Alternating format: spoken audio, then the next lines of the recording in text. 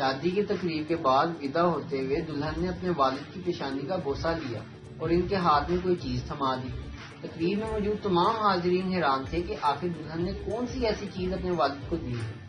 والد نے تقریب میں موجود شرکاء کے تجسس کو ایسے محسوس کیا جیسے تمام لوگوں کی نظریں اس پر پڑ گئی ہیں کہ وہ کب اس کو آشکار یعنی کہ ظاہر کرتا ہے۔ بالآخر اس نے باواضح بلند اعلان کیا، خواتین و حضرات، آج میری زندگی کا خوش نصیب دن ہے۔ پھر اس نے ہاتھ اٹھا کر وہ چیز بتائی جو اس کی بیٹی نے اس کو تھمائی تھی۔ میری عزیز ازجان بیٹی نے آخر کار میرا کریڈٹ کارڈ مجھے واپس لوٹا دیا۔ تمام محفل زار ہو گئی سوائے بیچارے شوہر کے۔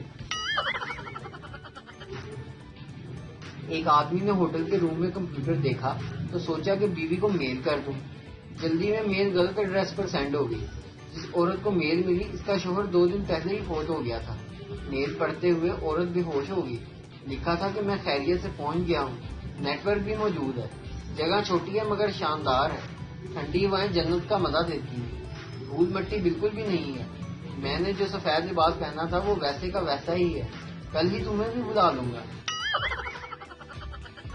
سردار کا گدھا گم ہو گیا۔ سردار اسے ڈھونڈتے ہوئے ایک پارک پہنچا۔ وہاں ایک لڑکا اپنی گرل فرینڈ کی آنکھوں میں دیکھتے ہوئے کہہ رہا تھا، مجھے تمہاری آنکھوں میں ساری دنیا نظر آ رہی ہے۔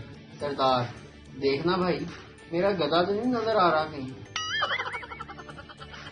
مولوی صاحب کی لو سٹوری کا ڈراپ سین، وہ بہت حسین تھی، مجھے بہت پیاری لگتی تھی۔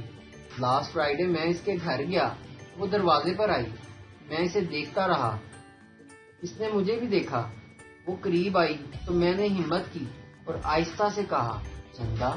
وہ مسکرائی، میں خوش ہو گیا، وہ اندر گئی اور واپس آئی اور پھر اس نے 100 روپے میرے ہاتھ پر رکھ دیے۔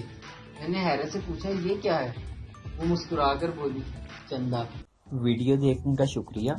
لائک کیجیے ہمارا پیج NTV اردو، اور ویڈیو پسند آئے تو ضرور شیئر کیجیے۔ Thank you.